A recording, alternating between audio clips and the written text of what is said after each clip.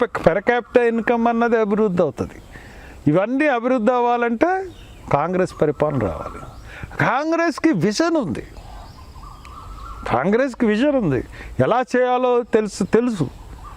కాంగ్రెస్కి తప్పులు చేస్తే ముఖ్యమంత్రులను వాళ్ళు పైనుంచి కూడా వాళ్ళు వార్నింగ్ చేసే సిస్టమ్ ఉంది. ఇక్కడ తెలుగుదేశం వైఎస్ఆర్సీపీలో అటువంటిది లేకపోవడం వల్ల వాళ్ళు అసలు మంత్రులకే ఇంటర్వ్యూలు లేవు.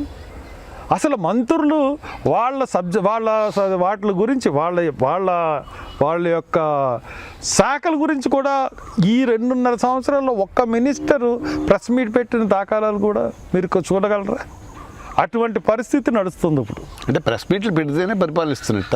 అంటే అక్కడ ఆ రంగంలో ఉన్నటువంటి విషయాలు చెప్పాలి కదండి. ఇప్పుడు హెల్త్ మినిస్టర్ ఉన్నాడు, కరోనాలో ఎటువంటి పరిస్థితులు మనం ఎదుర్కొన్నాం, దానికి అప్పుడు అలాంటప్పుడు హెల్త్ మినిస్టర్ పని ఏంటంటే ప్రతిరోజు కూడా అప్ టు డేట్ ఇవ్వాలి. అదేనండి, ప్రతిరోజు జగన్మోహన్ రెడ్డి గారు ప్రతిరోజు రివ్యూ చేస్తున్నారు. ఆ రివ్యూలో ప్రతిరోజు కరోనా గురించి రివ్యూ చేయని రోజు లేదని కూడా చెప్పుకున్నారు ఆయన. ప్రతి శాఖని ఆయన సమీక్షిస్తున్నారు. ఆ శాఖ సమీక్షలో ఆ మంత్రి కూర్చుంటున్నారు. ఒక ప్రభుత్వం అనేది వచ్చిన తర్వాత అది వాళ్ళ ఇష్టం, ఎలా పరిపాలించాలని వాళ్ళ ఇష్టం. మీ ఒక మినిస్టర్ వచ్చి ఆయన చెప్పి మనకి చెప్తానంటేనే కాదు కదా. కరోనా అంటే సౌత్ కొరియా నుంచి వచ్చింది కరోనా అన్నది. ముందు ఒకరికి వచ్చింది, దాని ద్వారా 1000 మందికి వచ్చింది అని సమీక్ష సమావేశంలో చెప్పిన సీఎం గురించేనే మీరు మాట్లాడుతున్నారు. దాని గురించి నేను మాట్లాడతాను. లేదంటే పారాసిటమాల్ను లేదంటే బ్లీచింగ్ కొడితే తగ్గిపోద్ది కరోనా అన్న ముఖ్యమంత్రి గురించి మీరు మాట్లాడుతున్నారు. అంటే మీకు తెలియదేమో అంటే మీరు కరోనా గురించి కాదండి, ఎండలు వస్తే కరోనా ఉండదన్న ముఖ్యమంత్రి కూడా ఉన్నాడండి. అవును, అసలు కరోనా ఏం చేస్తుంది? 2 ముఖ్యమంత్రులు అలాగే ఉన్నారు ఇప్పుడు. అలాగే కరోనా అంటే కరోనా అంటే ఎంతమంది ప్రాణాలండి? 7 లెక్కలు కరెక్ట్ అనుకుంటున్నారా? భారతదేశంలో కరోనాతో 70 లక్షల మంది పైగా చనిపోయారు నాకు తెలుసు. రాజమండ్రి హాస్పిటల్లో ఒక రోజున 30 మంది చనిపోయిన సంఘటనలు కూడా ఉన్నాయి. ఆ రోజున నేను ఒకసారి వాళ్ళ ఇన్ఛార్జ్ ప్రెస్తో మాట్లాడుతూ ప్రెస్ రిలీజ్ చేశాడు. ఆయన సమాధుల్ని అది హిందూ శ్మశాన వాటికి వెళ్ళి ఈవేళ ఎన్ని కాల్చారంటే 55 అన్నాడు. ఆ రోజున జిల్లాలో చనిపోయిన వాళ్ళు ఎంతమంది అంటే 4. 4 అఫీషియల్ రిపోర్ట్.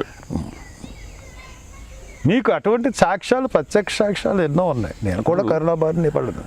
కాబట్టి కరోనా విషయంలో సమీక్షలు ఆయనకి ఏమి తెలీదు.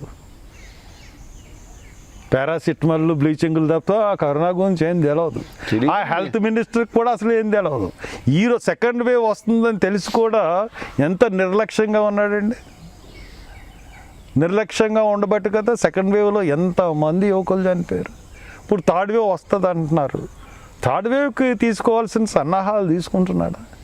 ఎంతసేపు ఆ ఇసుక, ఆ మద్యం, ఇంకా దేని మీద లేకపోతే ఫుల్ పేజ్. నేను కాలేజీ నడుపుతున్నాను, నాకు 3 కోట్లు బాకీ ఉన్నాడండి జగన్మోహన్ రెడ్డి. Fee reimbursement. నేను జీతాలు ఎలాగ ఇవ్వగలనండి? ఎంత తల తెక్కువడంటే జగన్ అన్న విద్యా కానుక అవి ఇంతకుముందు ఫీజు రియంబర్స్మెంట్ అని చెప్పి డైరెక్ట్గా కాలేజీలకు ఇచ్చేవారు.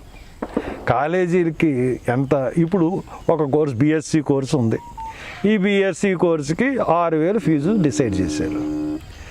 ఈ 6,000 కోర్సు, ఈ 6,000 కాలేజీలకు పంపిస్తే ప్రాబ్లం ఉంటుంది. చెప్పేది వినండి. ఈ 6,000 స్టూడెంట్కి పంపిస్తున్నాడు. స్టూడెంట్ 6,000 తీసుకొచ్చి కాలేజీకి కట్టాలి. ఇది ఎందుకండి? ఇలా ఇవ్వచ్చు కదా, అదే డబ్బు కదా. నీకు విద్యార్థి ఇంకా కాలేజీ వసూలు చేస్తుందంటే కాలేజీ మీద చర్య తీసుకోండి. ఇంటర్మీడియట్ ఫీజు గురించి నేను 4 సంవత్సరాల కింద కేసు వేసాను. ఇవాళకి ఫీజులు మొన్న డిసైడ్ చేశాడు, కానీ కోర్టులో ఆ ఫీజుల గురించి అఫిడవిట్ వేయమంటే ఇట్లేదు. క్రెడిట్ అక్కడ హర్ష్ కుమార్కి వచ్చేద్దాను.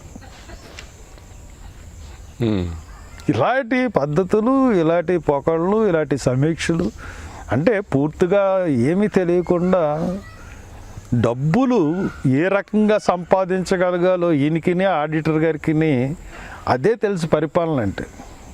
వాళ్ళ నాన్నగారి టైంలో కూడా ఈ పొలం ఉందంటే ఎంతకు అమ్మేసి మనం గవర్నమెంట్కి ఇంత తక్కువ కట్టి తగ్గింది మనం పట్టుకెళ్ళిపోదాం అన్న క్విడ్ ప్రొక్రో తప్పితే వీళ్ళకి పరిపాలన గురించి తెలియదు.